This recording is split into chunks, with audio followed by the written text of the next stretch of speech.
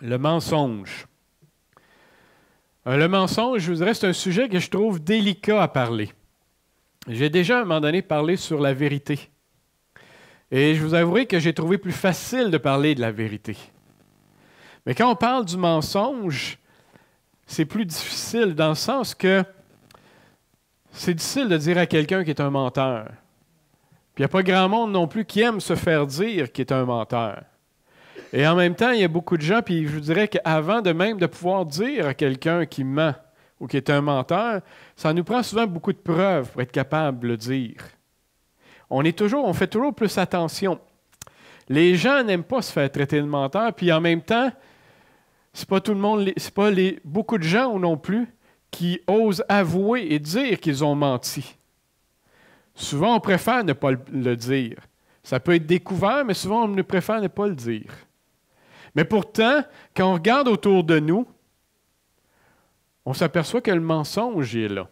Le mensonge existe réellement. Puis il est autour de nous. Ça vous est sûrement déjà arrivé à un moment donné de parler avec quelqu'un qui est devant vous, puis vous avez vraiment l'impression qu'il vous ment, que vous ne le croyez pas. Mais en même temps, comme je disais tout à l'heure, c'est difficile de dire « Ce que tu me dis là, tu me mens là. » Parce que souvent, ils vont dire « Non, non, c'est pas vrai là. Tu ne me crois pas dans ce que je te dis. » Et c'est difficile, mais en même temps, ce sentiment-là, nous le ressentons. Nous avons vraiment cette impression-là. Est-ce que des fois, peut-être, ça nous arrive à nous aussi de mentir? Et je ne sais pas si vous vous souvenez, le mauvais goût qui nous reste dans la gorge, quand on a vraiment une certitude que quelqu'un nous a menti. Comment on ne se sent pas bien? Quel sentiment, des fois, qu'on peut avoir un sentiment de trahison quand on sait qu'une personne nous a menti?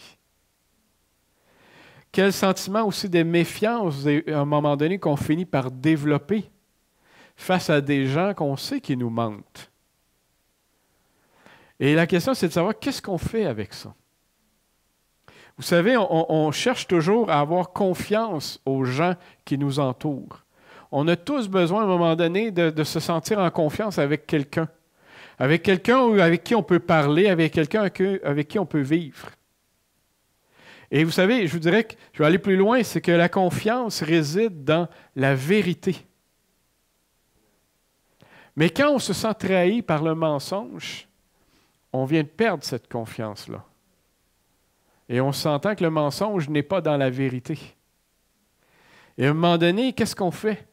Est-ce qu'on commence à s'isoler, puis à se mettre tout seul en arrière, puis dire, ben moi, autour de moi, il y a juste des menteurs, puis j'ai plus confiance en personne? Ce n'est pas la solution non plus.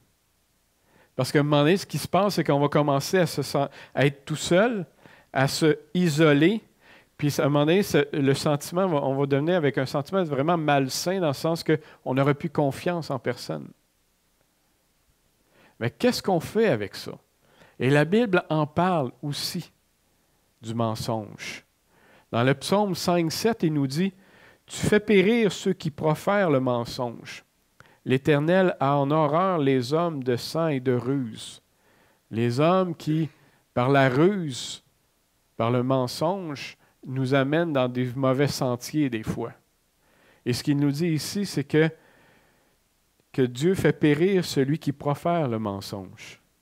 Et je vous avoue, quand j'avais lu le psaume, ce psaume-là, le 5,7, il m'a vraiment marqué. Parce que je commençais à me poser des questions, à me dire, ben, ça nous arrive tous à un moment donné de mentir. Peut-être que ce n'est pas voulu, peut-être on n'a pas fait exprès.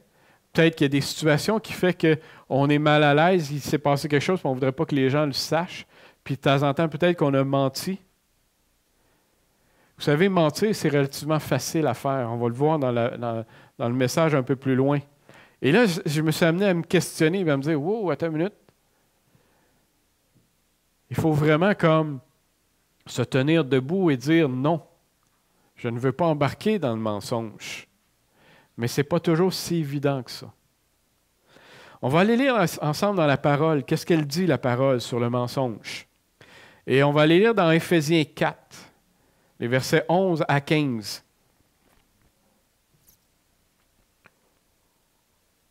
On va se lever pour la lecture de la parole.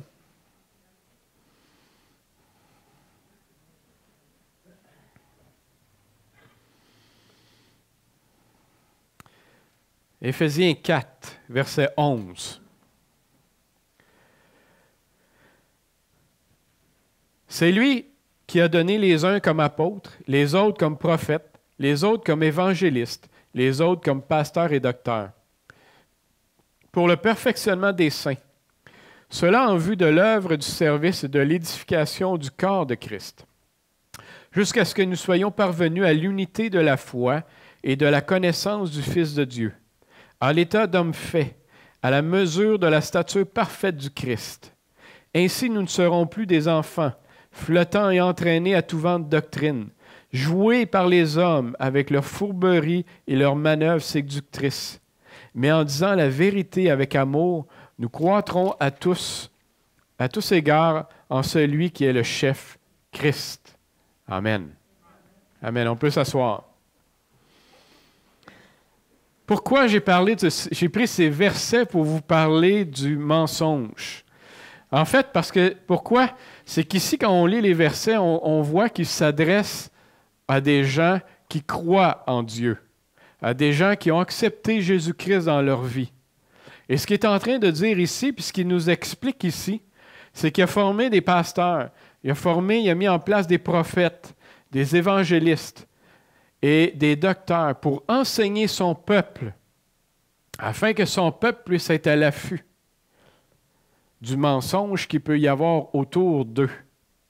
Ici, ce qu'il nous explique, c'est qu'à un moment donné, puis si on va plus loin, on extrapole, on comprend bien que, et quand il nous dit au verset 14, « Ainsi nous ne serons plus comme des enfants, flottant et entraînés à tout vent de doctrine, joués par les hommes avec leur fourberie et leurs manœuvres séductrices. » Ici, il nous parle d'hommes qui nous ment, d'hommes qui changent ce qui est écrit dans la parole et qui l'amènent à la façon qu'eux veulent. Et ici, l'avertissement, c'est pour chacun de nous qui avons accepté Jésus-Christ dans notre vie. Et ce qu'il nous dit après ça, c'est qu'il faut être à l'affût et bien comprendre pour ne pas se faire jouer. Et ce n'est pas pour rien qu'il a mis des gens pour nous enseigner, pour qu'ensemble, un seul corps, nous puissions combattre le mensonge qui est autour de nous. Puis qu'ensemble, nous puissions vivre dans la vérité. Et vivre ensemble en se parlant avec vérité. Et vous savez, quand je l'ai lu, je me disais, pourquoi les versets au début qui nous parlent des apôtres, des prophètes, des évangélistes? Parce que ce que j'ai réalisé, c'est que le combat face au mensonge, il n'est pas si facile que ça. Le combat face au mensonge, pour chacun de nous, c'est quand même quelque chose de difficile. Et nous avons besoin les uns des autres. Et l'Église doit, elle, vivre dans la vérité. Et quand il parle de l'Église, ce n'est pas juste moi, c'est chacun de nous. Puis dans la parole, ça va un peu plus loin et ce qu'il nous dit, c'est que Dieu a envoyé ses hommes pour préparer son Église afin qu'elle soit prête à aller rencontrer son Sauveur. Mais son Église doit donc être pure. Son Église doit donc ne pas vivre dans le mensonge. Alors l'avertissement qui est ici, c'est pour chacun de nous. Et ce qu'on lit dans la parole, je vous dirais, il y a comme deux aspects au mensonge qui est écrit là-dedans. C'est-à-dire, le premier aspect, c'est le mensonge que nous recevons, c'est-à-dire des autres qui nous mentent à nous.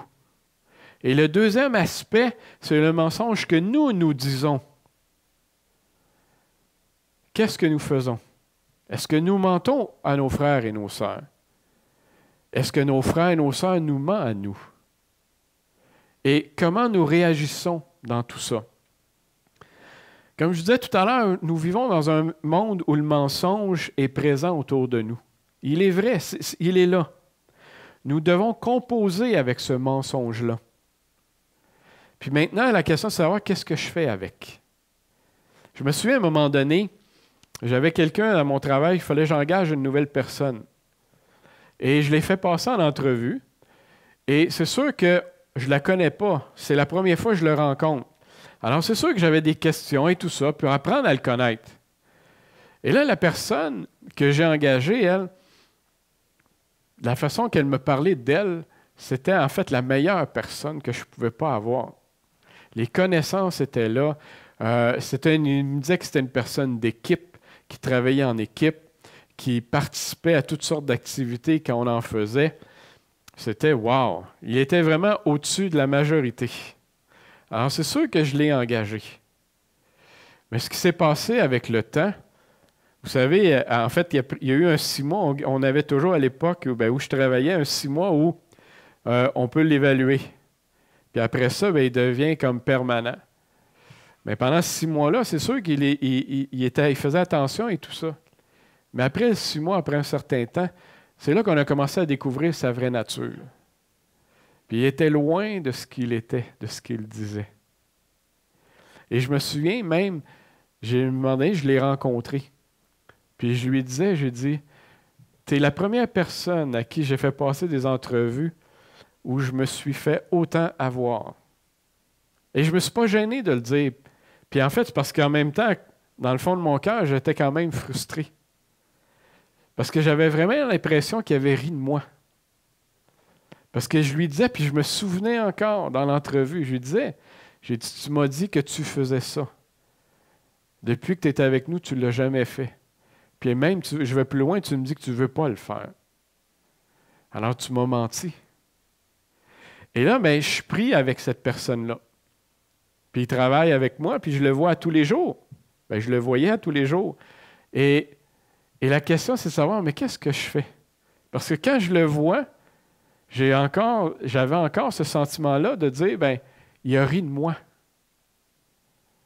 Puis ça vous est sûrement déjà arrivé à chacun de vous autres aussi. De faire face à des gens qui, vous avez l'impression qu'ils vous ont ri de vous. Alors, qu'est-ce qu'on fait avec ça? Est-ce qu'on se révolte? Avons-nous de la colère? De l'indifférence, peut-être? De la résignation? Vous savez, chacun de nous, on va peut-être avoir différents états d'âme ou d'esprit face à ce qu'on va vivre par rapport à une personne qui nous a menti. Mais on a tous, à un moment donné, à prendre une décision, puis à vivre avec, à voir les gens qui sont en face de nous, puis ça se dire, des fois, ça nous vient en tête, tu dis, comment je peux lui faire confiance? Parce qu'on cherche tous à avoir confiance envers quelqu'un. Mais quand on s'est fait mentir une fois, c'est plus difficile. Et là, je vous parle au travail. Mais il y a d'autres fois, il y a d'autres situations qu'on peut vivre qui vont nous toucher encore plus.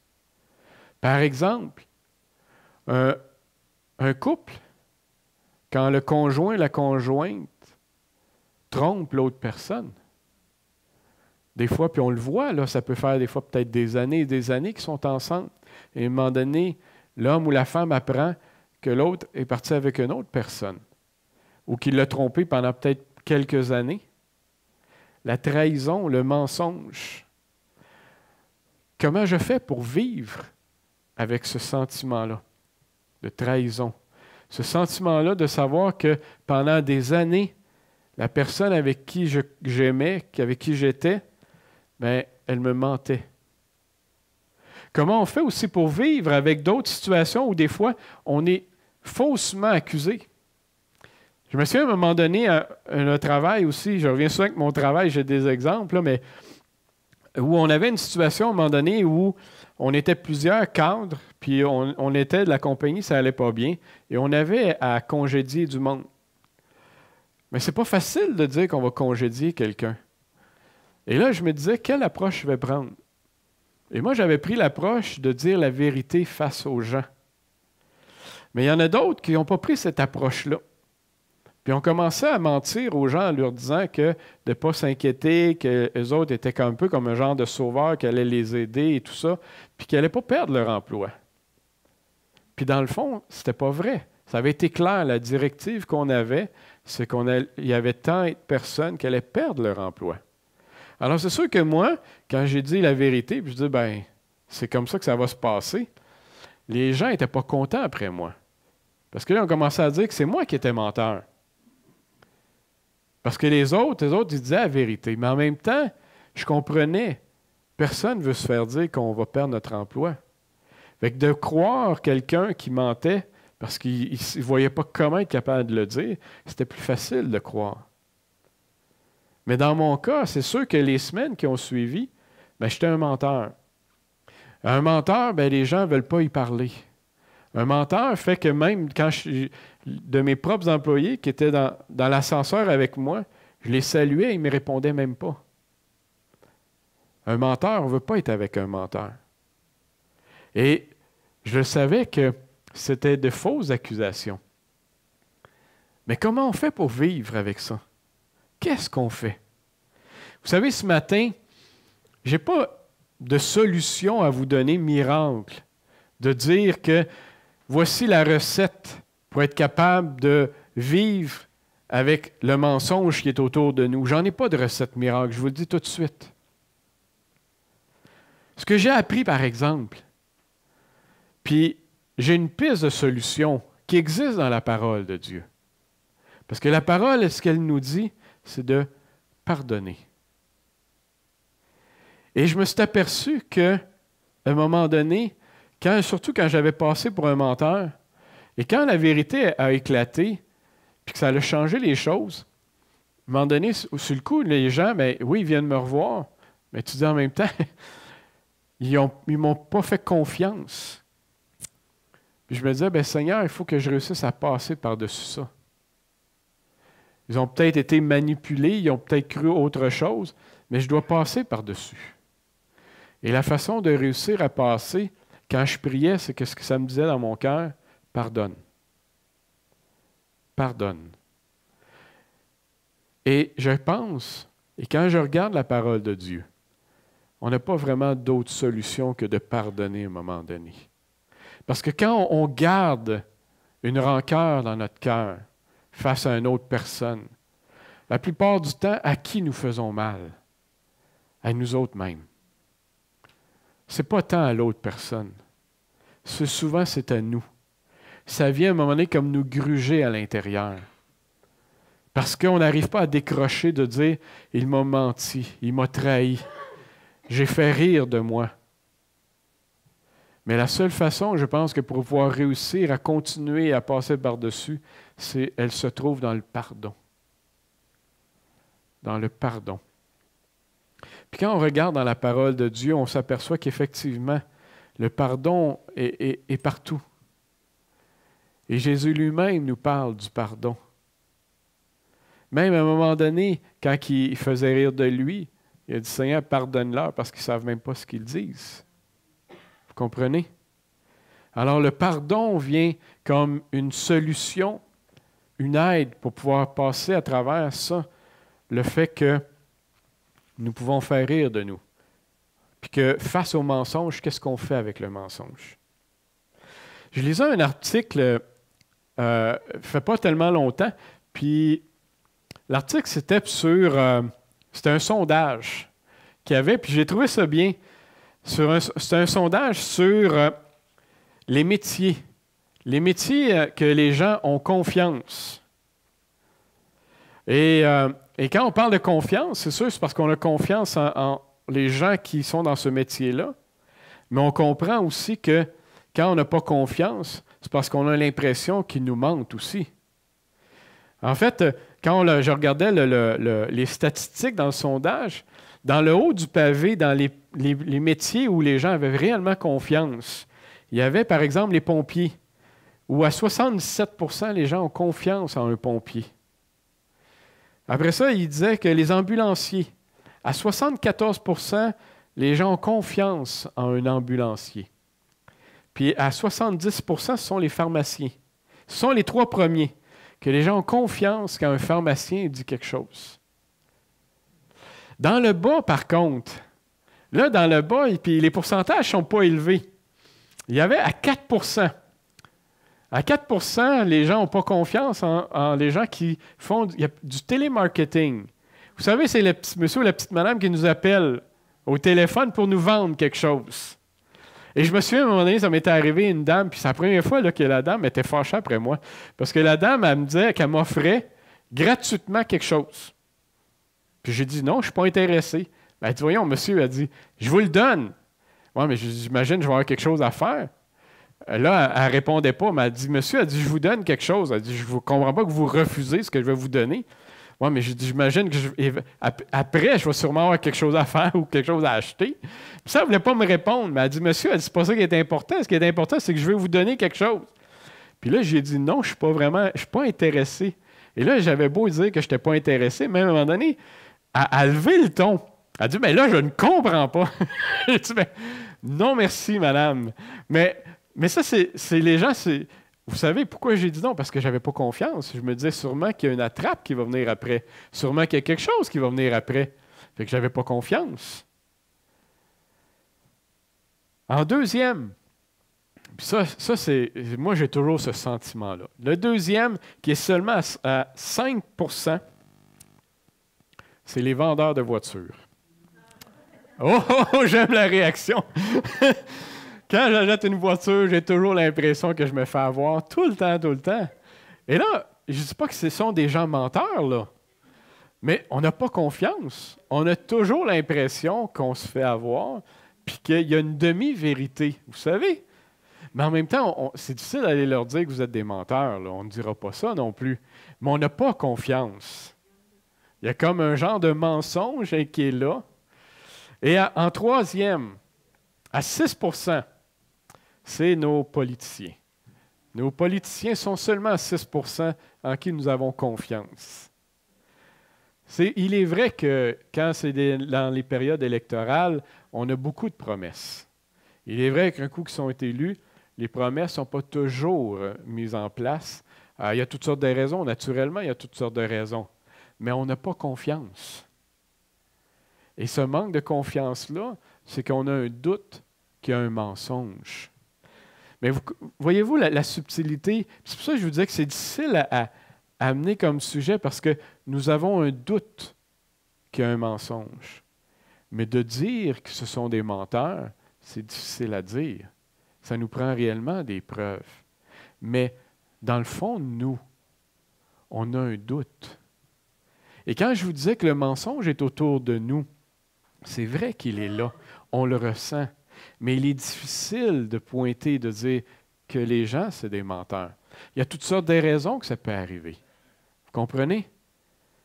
Mais il est là pareil. Et qu'est-ce que nous faisons avec? Et dans les statistiques, il y a quelque chose qui m'a tellement surpris, puis je vous en parle aujourd'hui.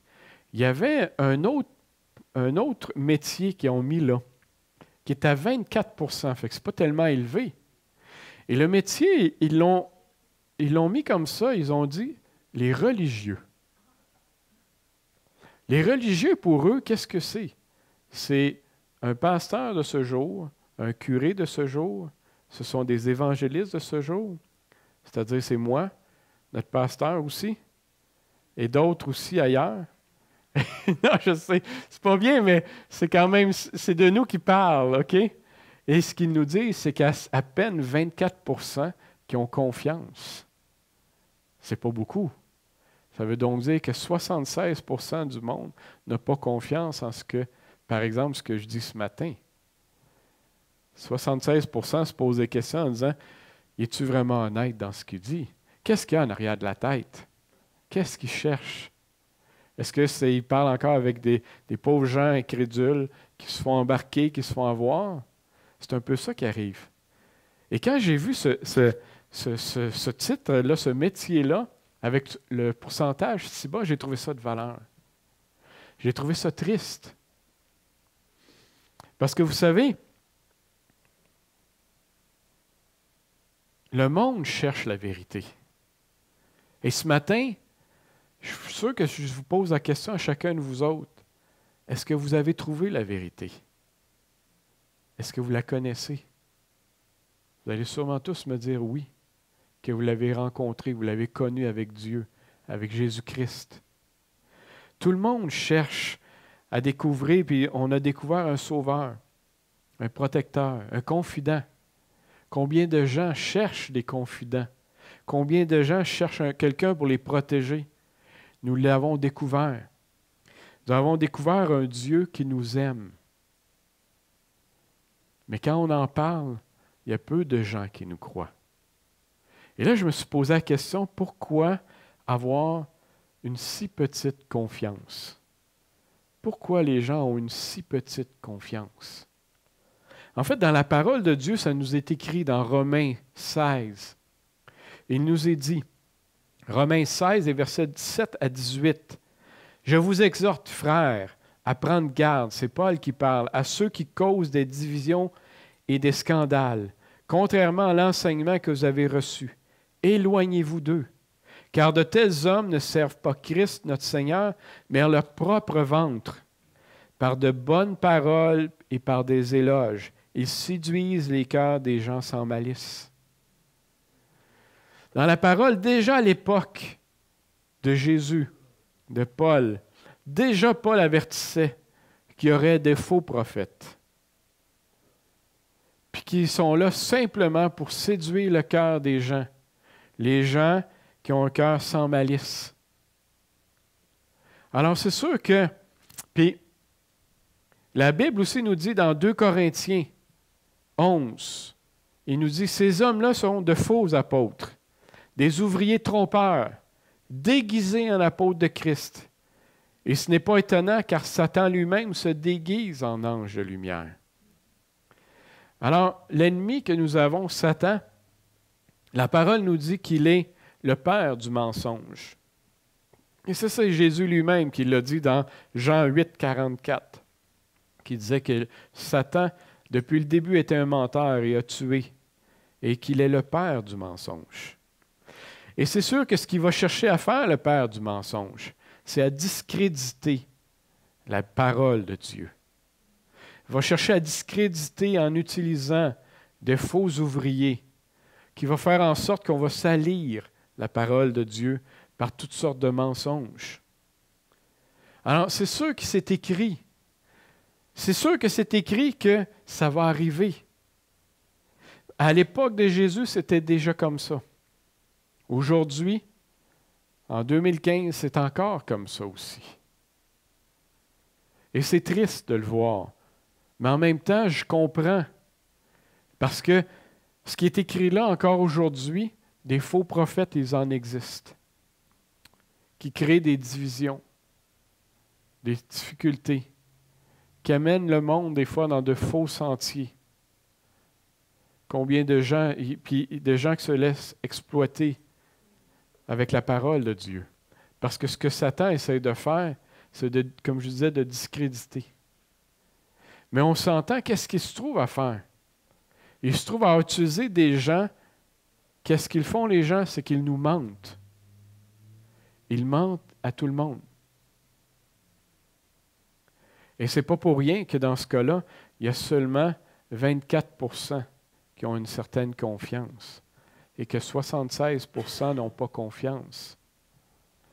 Mais en même temps, nous savons, pour nous qui l'avons accepté, Jésus-Christ, comme je disais tout à l'heure, que nous avons découvert la vérité.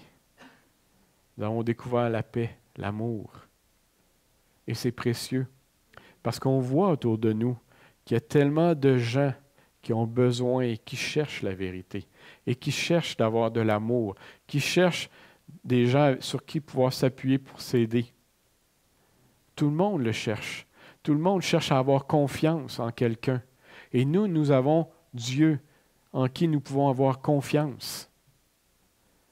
Mais en même temps, ce qu'on comprend dans ça ici, c'est que le message, il n'est pas tellement écouté. Et les gens, on n'a pas cette confiance-là. Alors, comment je peux faire maintenant pour renverser la vapeur? En fait, pour pouvoir être capable de renverser la vapeur, ce qui est écrit dans Éphésiens 4, 25, ça nous dit, c'est pourquoi rejeter le mensonge et que chacun de vous parle avec vérité à son prochain, car nous sommes membres les uns des autres.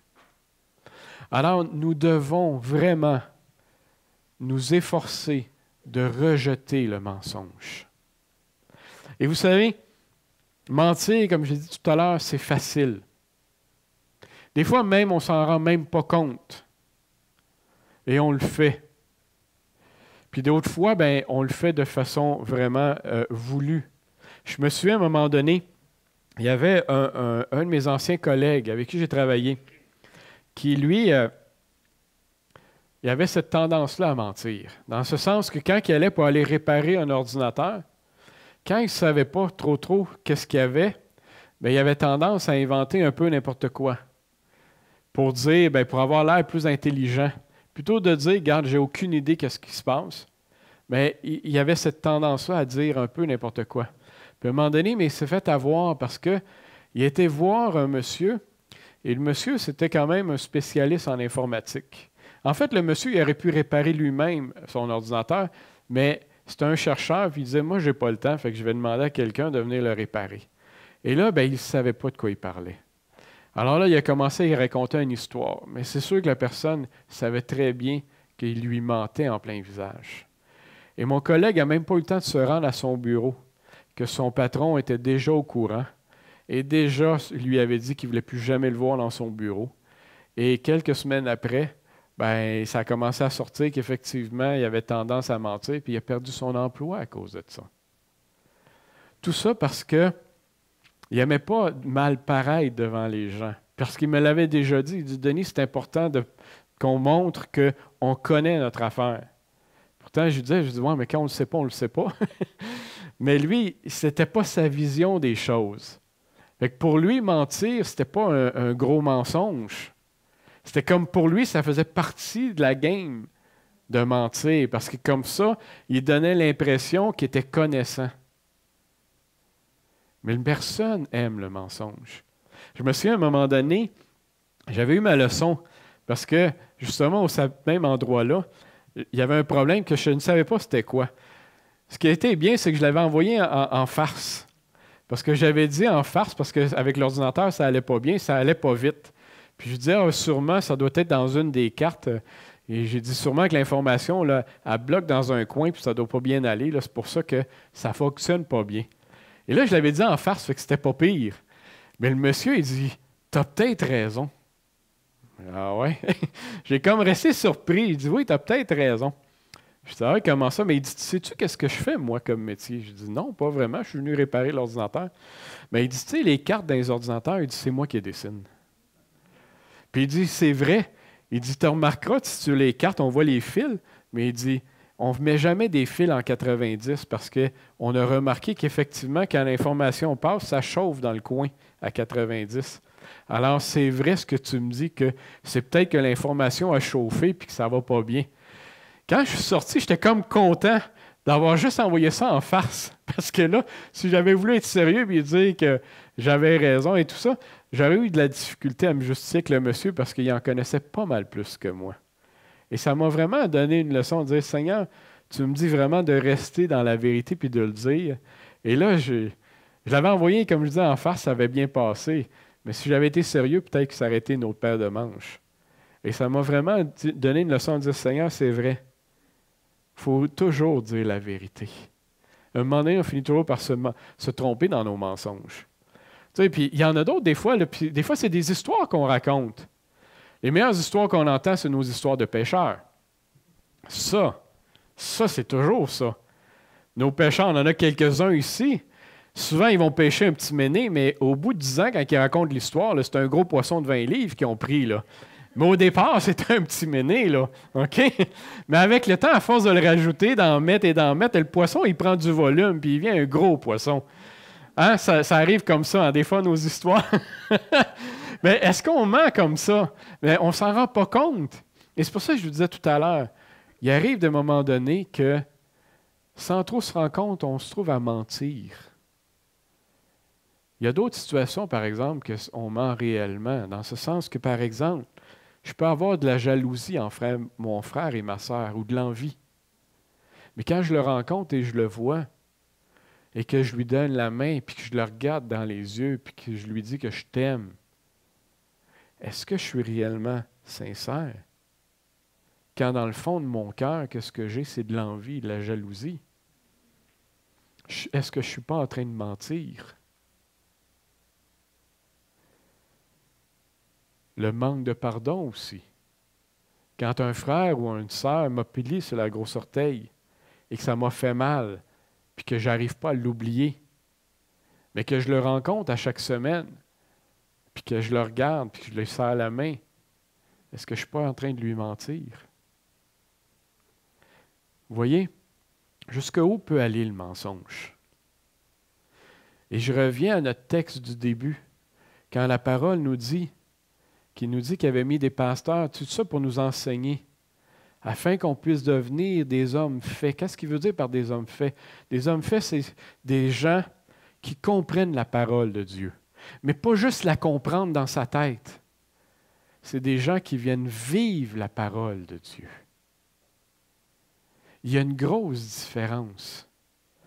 Parce que quand je vis la parole de Dieu, c'est que les sentiments que je peux avoir envers un frère ou une sœur, par exemple la jalousie, c'est qu'elle va venir me gruger dans mon cœur. Si je fais juste comprendre la parole, ça va rester dans ma tête. Je peux essayer de me convaincre, je suis jaloux de elle ou de lui, mais ce n'est pas grave. Mais quand je vis la parole, mais cette jalousie-là va faire en sorte que ça va venir me gruger à un point tel que quand je vais la voir, je vais me sentir mal à l'aise même de lui dire que je t'aime. Est-ce que ça vous arrive de vous sentir peut-être des fois mal à l'aise? De se sentir honteux, de dire, ben, c'est pas vrai ce que je viens de lui dire. C'est pas vrai que je l'aime. Je suis jaloux d'elle. Et c'est ça, vivre la parole. Parce qu'elle vient comme les sentiments. En fait, c'est comme quand l'Esprit de Dieu est en nous et ces sentiments-là viennent nous gruger, nous changer, nous transformer. Et quand nous voulons vivre la parole, mais le mensonge va venir prendre de la place dans nos vies. Trop de place. Qu'il faut se débarrasser, qu'il faut enlever. Parce que là, on ne fait plus juste vivre. Parce que ce qu'on a lu dans nos versets, il nous dit de vivre dans la vérité, avec l'amour. Alors, si j'ai de la jalousie envers mon frère, ma sœur, mais dans ce cas-là, je devrais prier puis dire, Seigneur, viens m'enlever cette jalousie-là. Parce que je ne suis plus capable, quand je la vois, de lui faire un sourire et lui dire que je l'aime parce que je suis en train de mentir. Et le mensonge vient me gruger à l'intérieur. C'est pour ça que je vous disais, ce n'est pas si facile que ça de parler du mensonge. Parce que c'est une réalité qui se passe. Et quand la parole nous dit ici, quand elle nous dit qu'on est tous ensemble unis dans l'amour, mais est-ce que cet amour-là est sincère? Est-ce qu'il est vrai? Parce que s'il y a un moindrement du mensonge, cet amour-là n'est plus sincère, n'est plus vrai. Et quelle est la difficulté? Bien, c'est quand on est tous ensemble. Regardez le nombre qu'on est. Il y a des églises, il y a encore plus de monde. Est-ce que la parole de Dieu a dit qu'il veut préparer son Église? Son Église, c'est nous. Alors, c'est tous nous autres que nous devons vivre dans la vérité. Pas dans des demi-vérités, dans une vérité complète, où le mensonge n'existe pas, où le mensonge, non, je ne dirais pas n'existe pas parce qu'il existe, mais où le mensonge n'a pas sa place. Je pense que c'est mieux dit comme ça, parmi nous. Et là, je vous parle du mensonge qu'on a envers une autre personne. Il y a aussi une autre attitude, notre relation avec Dieu. Et là, elle est plus subtile parce qu'en fait, je ne dirais pas que nous mentons à Dieu. Mais en fait, je dirais que est-ce que nous ne nous mentons pas plutôt à nous-mêmes face à Dieu? Il arrive peut-être des situations dans nos vies qu'on n'accepte pas. Comme par exemple, ça peut dire, je peux peut-être me retrouver malade, la pauvreté, la solitude. Et il y a peut-être des situations comme ça qu'on n'arrive pas à accepter, puis on n'est pas d'accord. Mais est-ce que je le dis à Dieu? Ou est-ce que j'essaie de me convaincre que c'est pas grave, que je suis heureux comme ça, que je suis bien comme ça, quand dans le fond de mon cœur, c'est pas ça? Et pourquoi je vous dis peut-être que c'est parce qu'on essaie de se mentir à soi-même? Parce que c'est sûr que Dieu connaît toutes choses. Dieu connaît dans nos cœurs. Alors, si je n'arrive pas à accepter ma situation, Dieu le sait. Qu'est-ce qu'il attend? Il attend que nous lui disions. Il attend que nous lui confessions. Parce qu'il veut, après ça, venir nous aider. Mais c'est sûr que si je fais semblant, Je pense que c'est à nous-mêmes qu'on se ment. C'est la même chose que quand je dis que j'aime Dieu et que je le suis et que je veux le suivre. Mais en même temps, je décide de faire selon ma volonté à moi, comment moi je veux. La question, est-ce que je lui mens ou je me mens à moi-même? Le fait de dire que je crois en Dieu, je veux le suivre, mais je vais le faire à ma façon. Et pourquoi je vous pose la question? Est-ce que je me suis posé la question, même j'en avais parlé avec mon épouse. Est-ce que c'est un mensonge? En fait, dans Matthieu 7, je vais vous le lire. Dans Matthieu 7, versets 21 à 27.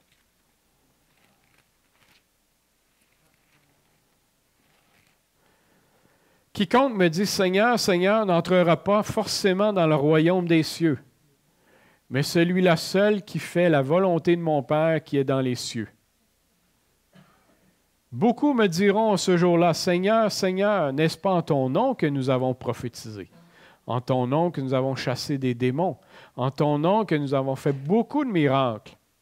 Alors je leur déclarerai, je ne vous ai jamais connus. Retirez-vous de moi, vous qui commettez l'iniquité. Ainsi, quiconque entend de moi ces paroles et les met en pratique sera semblable à un homme prudent qui a bâti sa maison sur le roc. Et ainsi de suite par la suite. Mais qu'est-ce qu'il nous dit ici? Quiconque met en pratique ma parole. Quiconque met en pratique ma parole. Celui-là, c'est celui-là que Dieu reconnaît. Celui qui met en pratique sa parole. Alors, si je dis que je crois en lui, que je l'aime, que je le suis, mais que je ne mets pas sa parole en pratique, à qui suis-je en train de mentir? Je pense que c'est à nous-mêmes que nous essayons de nous convaincre que je peux suivre Dieu, mais à ma façon seulement. Et ça, c'est aussi un mensonge. Mais c'est un mensonge qu'on se met à nous autres mêmes. On se ment nous-mêmes. On pense croire qu'on est correct. Mais pourtant, la parole, elle est claire. Ce qu'il nous dit, c'est celui. Parce que vous savez, quand il dit qu'il y en a qui ont prophétisé en son nom, qui ont guéri en son nom, ça se passe où ça? Ça se passe ici, dans nos églises. Et pourtant, il leur dit qu'il ne les a jamais connus. Alors, ce n'est pas tant la prophétie, la guérison qui fait que nous sommes élus de Dieu. C'est si nous mettons sa parole en pratique dans nos vies. Vous comprenez? Et si je dis que je veux suivre, mais je ne veux pas le mettre en pratique, je me mens à moi-même. Et ça, c'est un mensonge qui est grave pour nous. Se mentir à soi-même. Alors ce matin, est-ce que nous vivons dans le mensonge? Ou nous ne vivons pas dans le mensonge? Et je fais juste une parenthèse. Vous savez, il y a des situations des fois dans nos vies. Je me souviens que quand j'ai accepté le Seigneur dans ma vie, il y a des choses que j'ai changées. Et je tiens à faire cette parenthèse-là. Il y a des choses que j'ai changées dans ma vie, qui ont été faciles à changer. Puis il y a d'autres choses qui ont été plus difficiles, où il y a eu plus de combats, où des fois même j'ai chuté. Et j'ai recommencé à avoir mes vieilles habitudes. Et à ce moment-là, je me suis posé la question, est-ce que je suis un menteur? Parce que j'ai chuté. Il y a une différence, vous savez. Il y a une différence entre chuter et le faire volontairement. Vous savez, revenir à mon ancien péché parce que je veux absolument le faire, c'est une chose. Chuter parce que j'ai eu un moment de faiblesse, c'est autre chose, qui n'est pas nécessairement un mensonge, mais une faiblesse que Dieu veut relever. Ce que ça nous dit simplement, c'est que dans ce cas-là, on a encore du travail à faire. On a encore la prière à faire. Encore demander à Dieu. Parce que vous savez, si on est vraiment sincère dans nos cœurs, il y arrive des situations des fois qu'on peut chuter. Je ne suis pas un menteur pour autant. Mais c'est sûr que si je le fais volontairement, là, on ne parle plus de la même chose. Je tenais à faire cette parenthèse-là parce que vous savez, dans la vie, il nous arrive toujours à un moment donné de chuter. Puis trop de gens, quand ils chutent, ils disent, ben, je ne suis pas digne. Puis qu'ils s'éloignent de Dieu. Et ça, c'est un faux message. C'est l'ennemi qui essaie de nous faire croire qu'on n'est pas digne. Mais on est digne parce que Jésus est mort pour nous. Il nous connaissait. Le Fils de Dieu est mort pour nous. Il nous connaissait. Il sait qu'on a des faiblesses. Puis, il nous aime. Alors, de se dire, ben, parce que j'ai chuté, que je suis plus digne, c'est faux. C'est l'ennemi qui essaie de nous faire croire ça. Je voulais faire cette parenthèse-là parce que c'est souvent dans notre tête, c'est nous qui se condamnons des fois. Mais est-ce que c'est vrai qu'on doit se condamner toujours comme ça? Puis je vais finir avec ça dans 1 Jean. Puis vous allez voir, dans 1 Jean 3.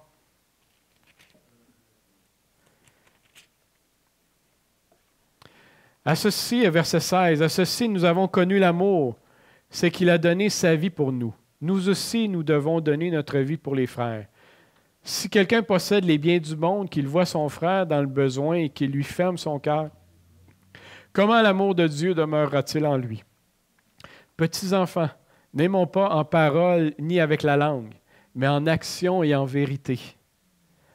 Par là, nous connaîtrons que nous sommes de la vérité et nous apaiserons notre cœur devant lui. De quelque manière que notre cœur nous condamne, Dieu est plus grand que notre cœur et connaît tout. Bien-aimés, si notre cœur ne nous condamne pas, nous avons de l'assurance devant Dieu. Quoi que ce soit que nous demandions, nous le recevons de lui parce que nous gardons ses commandements et que nous faisons ce qui lui est agréable. Voyez-vous, ce qu'il nous demande tout simplement, c'est de garder ses commandements parce que c'est ce qui lui est agréable. Mais ici, ce qu'il nous dit bien, puis c'est un peu ce que je disais tout à l'heure, c'est de vivre la parole. Parce qu'il nous dit ici de ne pas juste le dire en parole, mais en geste. Parce que petits enfants, n'aimez pas en parole ni avec la langue, mais avec des actions. Alors, si mon frère à côté de moi est dans le besoin, je peux bien lui dire, regarde, je vais prier pour toi, mon frère. Mais ce qui risque d'avoir plus de besoin, c'est que je vais l'aider.